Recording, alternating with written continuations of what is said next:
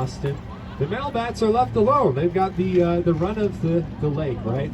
And so, you know, they've got the bachelor lifestyle, right?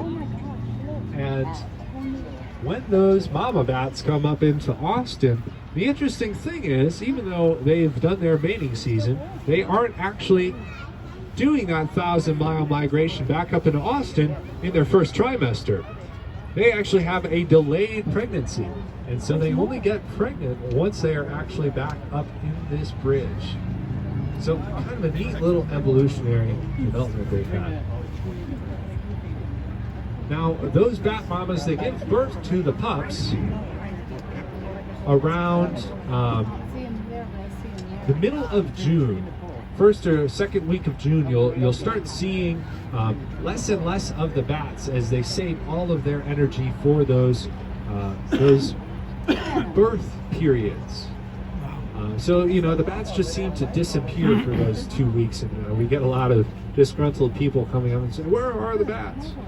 But, you know, they've got to take care of themselves for sure. They're on their own schedule sometimes. When those bat pups are born, it's absolutely incredible how they do it.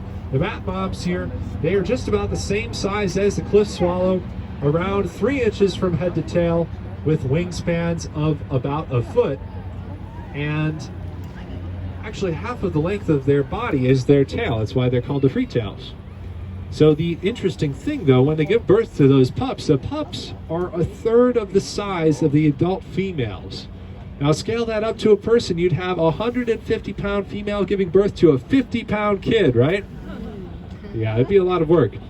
Now, actually, because of that weight of the kids, I mean, it's not a lot, but it's still a third of the mama bat size. They cannot actually physically have a birth of more than one pup at a time.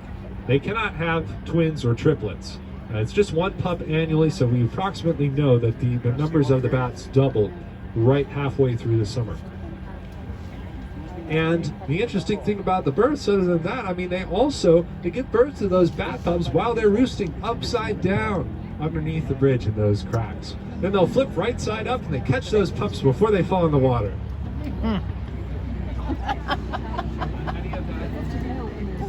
They sure, yes, that is the truth. But they've got umbilical cords, so the pups wouldn't fall if the mamas, you know, missed or were little butterfingers. But yeah, it certainly wouldn't be comfortable. Is this like half the population, or is this? It's about half of the population that we just saw, and they all pretty much flew out at once. This will keep going.